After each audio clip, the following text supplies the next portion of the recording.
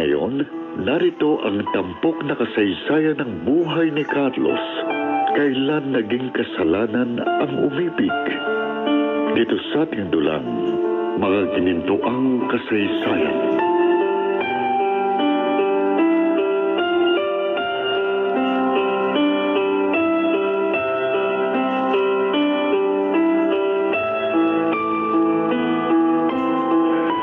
Sige, Gabriel. Sabihin mo, ano ba ang iyong proposal? Wala nang kwentang kasal namin ni Angelica dahil imposible na kami magkasundo. Willing akong ipaanal ang kasal namin. Sigurado ka pa? Iyan ba talaga ang gusto mong mangyari? Gaya ng nasabi ko, wala nang pag-asang magkaayos pa kami ni Angelica. Kaya mas makabubuting magkaroon kami ng legal separation. Upang sa ganon, pareho na kaming maging malaya. Kung sa bagay, sa umpisa pa lang, null and void na ang inyong kasal. Dahil hindi naman talaga nyo yun ginusto. Kasunduan lang yun ni na Papa at Tita Marta. Mabigat na dahilan yun para maanal ang inyong kasal. Kaya nga, willing na akong i-give up si Angelica. After all, hindi naman akong mahal niya kundi si Daniel. Kaya ibibigay ko na sa kanilang kalayaan. At ano naman ang maging kapalit ng kanilang kalayaan? Nabanggit ko na sa'yo kanina, di ba? Gusto kong makabalik sa company. Gusto kong mahawakan muli ang dati kong position. Di si Daniel naman ang mawawala ng katungkulan. Kung si Angelica naman ang magiging kapalit, siguradong hindi yung matatanggihan ni Daniel. Alam mo naman kung gaano siya kahibang sa aking asawa. Pero, paano si Papa? Sigurado hindi siya papayag. Nag-retire na siya, di ba? Ikaw ng bagong CEO, kaya ikaw na rin ang masusunod. Gabriel, hindi ganun kadali. Kayang-kaya mo na yan, Kuya Carlos. Sayang naman ang pagiging paborito mong anak kung hindi mo makukumbinse si Papa.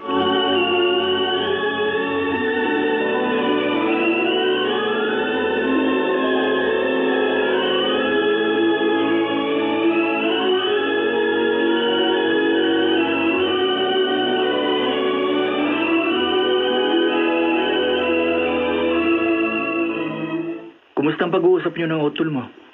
So far, so good. Si Papa lang naman ang problema dahil siguradong tututol siya. Pero wala naman siya magagawa kung ipipilit ni Kuya Carlos. Kung ganon, willing ka na talagang i-give up si Angelica? Wala nang dahilan, Blake, para ipaglaban ko siya. Pagtatawanan lang ako sa buong kumpanya kapag nalaman nilang nabuntis ng ibang lalaki ang asawa ko. Ganon pa rin ang magiging implikasyon nun. Hindi ka rin makakaiwas sa kahihiyan. Kaya nga dapat lang na maanal ang kasal namin ni Angelica. Dahil may sapat na akong dahilan. Hindi ako kundi sina Daniel at Angelica ang mapapahiya. Tama ka. Makukuha mo pang simpatiya ng mga tao sa paligid mo. Tama. Ganun nga. Papabor sa akin ang mga pangyayari. Una, makababalik ako sa kumpanya. Ikalawa, maisasalba kong aking pagkalalaki. Dahil makaiiwas ako sa malaking kahihiyan. At ang ikatlo, at ang pinakaimportante sa lahat, magkakaroon ako ng pagkakataon na maging successor ni Kuya Carlos. Talagang interesado ka sa posisyon yun, ano? Kung tutuusin, ako naman talagang dapat pumalit kay Papa at hindi si Kuya Carlos. Pero, saka ako na pagtutuunan ng pansin ng bagay na yun. Sa ngayon, kailangang magpakabait muna ako. Saka ko na lang uling gagamitin ang aking pangil at sungay. Sabi ko na nga ba may masama ka pa rin binabalak.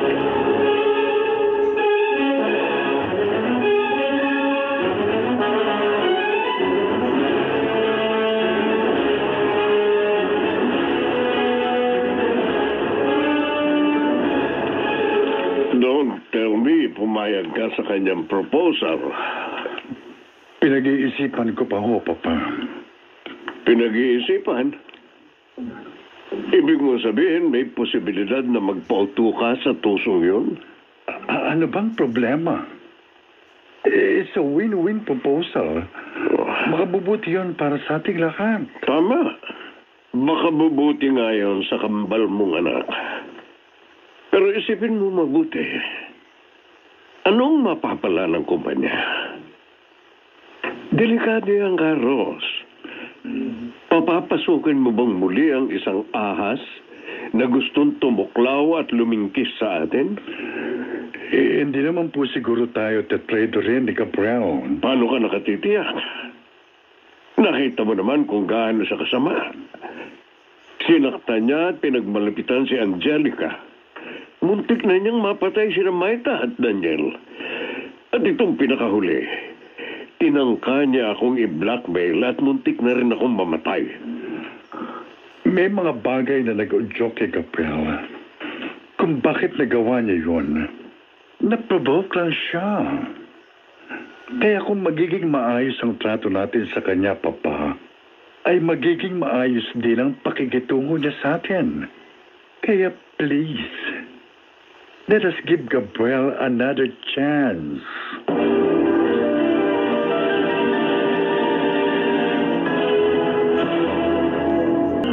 Mga ginintoang kasaysayan.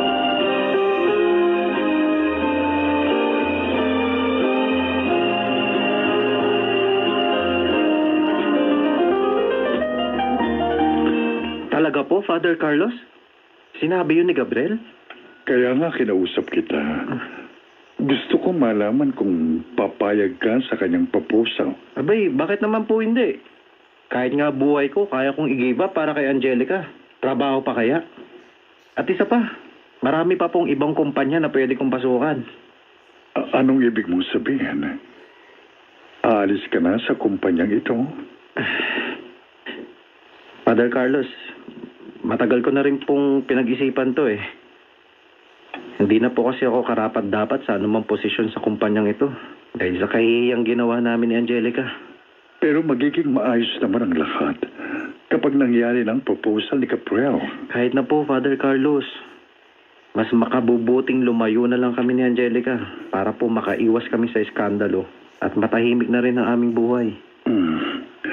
Siya nga pala. Po. May alam ka na ba tungkol kay Angelica? Ano po yun, Father Carlos? Nagdadalang taong siya. Kayo ni Gabriel. Hindi kayo dapat basta nagtitiwala sa kanya. Eh, hindi naman siguro papayag sina Father Carlos at Sir Arnaldo na maisahan sila ni Gabriel. Pero okay lang ba sa'yo mawalan ka ng trabaho? Maliit na bagay lang yun, Ate Sol, kumpara sa kalayaan namin ni Angelica. Willing akong mawala ang lahat sa akin. Huwag lang babaeng pinakamamahal ko. Ay, wala na akong masabi pa, Daniel. Baliw na baliw ka talaga kay Angelica. Abay, oo naman. Lalo na ngayong magkakaanak na kami. Sinabi rin sa akin ni Father Carlos na buntis si Angelica. Ganun ba? Eh, paano yan? Hindi ba iniiwasan ka na niya? Hindi pa kasi siya aware sa proposal ni Gabriel eh. Pero kapag nalaman na niya yun, siguradong matutuwa rin siya. Kaya kung pwede sana, kausapin mo siya, Ate Sol. Sobrang miss ko na talaga si Angelica eh. Okay, sige. Day off ko bukas, kaya makikipagkita ako sa kanya. Yun. Namimiss ko rin kasi yung bonding namin.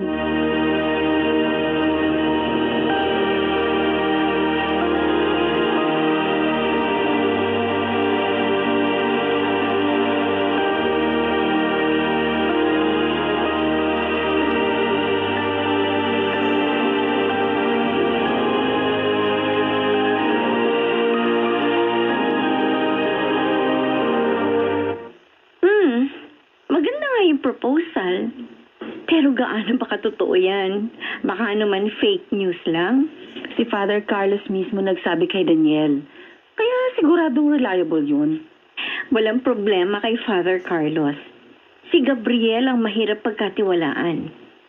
What if gusto lang niyang isahan ng kuya niya? Bakit, Angelica? Sa palagay mo ba, ganun katanga si Father Carlos para magpaloko sa asawa mo? May nakikita kasi akong kahinaan ni Father Carlos. Masyado siyang mabait. At yun ang sasamantalahin ni Gabriel. Hindi naman siguro hahayaan ni Lord na maloko ni Gabriel si Father Carlos. At isa pa, wala na ako nakikitang dahilan para ipaglabang ka ng asawa mo. Dahil alam niyang hindi ka na makikipagbalikan pa sa kanya. Talagang hindi na. Mamamatay muna ako bago mangyari yun. Ay, siya nga pala. Alam na ni Daniel ang tungkol sa pagdadalang tao mo. Sinabi na rin sa kanya ni Father Carlos. Ganun ba? Ngayong alam na ni Daniel ang lahat. Ano nang balak mo?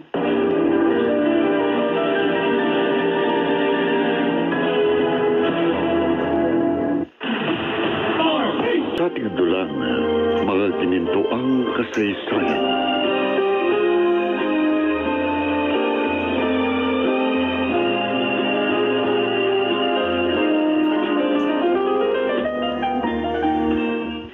Maraming salamat at nagpakita ka rin sa akin, Angelica. Ang buong akala ko, titikisin mo na ako ng lubusan. Wala na kasing dahilan para iwasan pa kita. At isa pa, nahihirapan na rin ako. Excuse me ha. Iiwan ko muna kayo para makapag-usap kayo ng maayos. Sige, Ate Sol. Maraming kayo. salamat, ha. Okay. Kumusta ka na, Daniel? Ito. Miss na kita. Ikaw lang naman ang hindi nakakamiss sa akin, eh. Of course, I miss you so much, Daniel. Kailangan ko lang talagang umiwas sa'yo para makaiwas din ako sa gulo. Sana nga, Angelica. Sana nga sincere si Gabriel sa gusto niyang mangyari. Para matapos na ang gulong ito. Kaya nga, maghintay na lang tayo sa mga susunod na mangyayari. Sabik na ako sa magiging anak natin. Ako rin, Daniel. Kaya sana naman, maging maayos ang lahat bago ko isilang itong anak natin. Ayoko kasing magulong mundo ang kanyang magigisnan.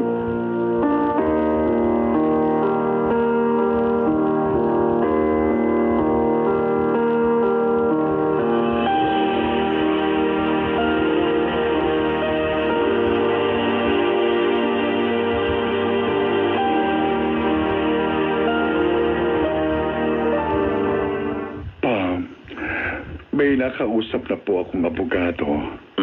At ang paghawak ng mga annulment cases ang kanyang specialty. Talagang masyado kang desidido, ha? Bakit ko?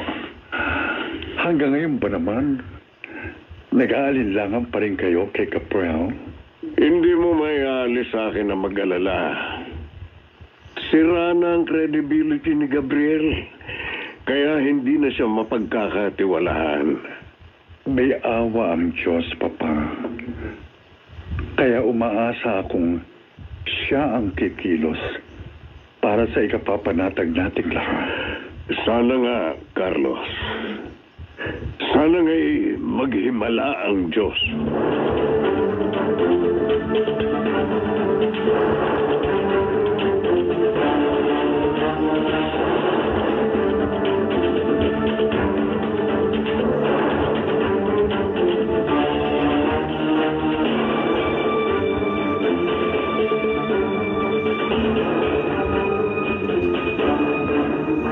Ipinatawag kita dahil gusto kitang makausap ng masinsinan.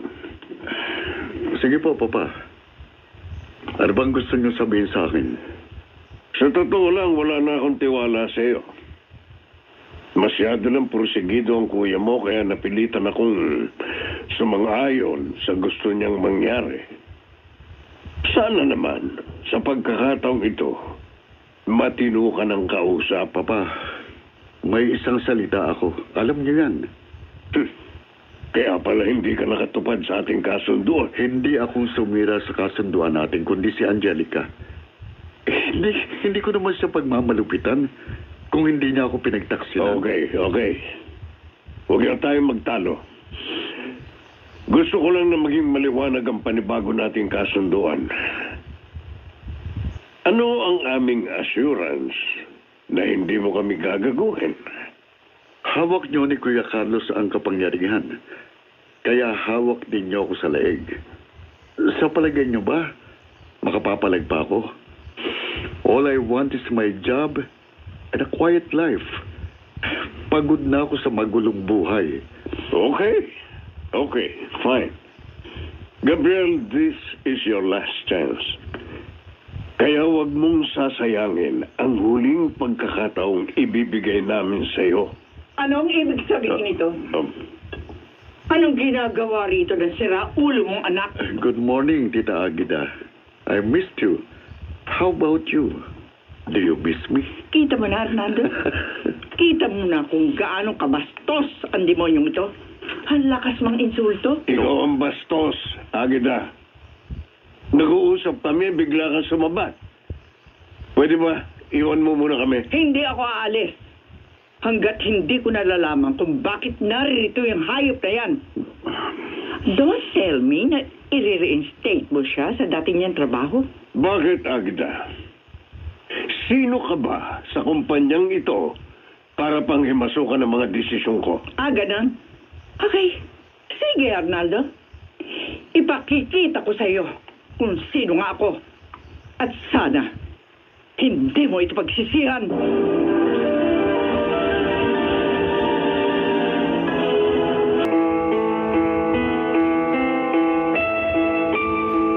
Ano nga bang kayang gawin ni Agida? Magagawa nga ba niyang banggain at kalabanin si Arnaldo?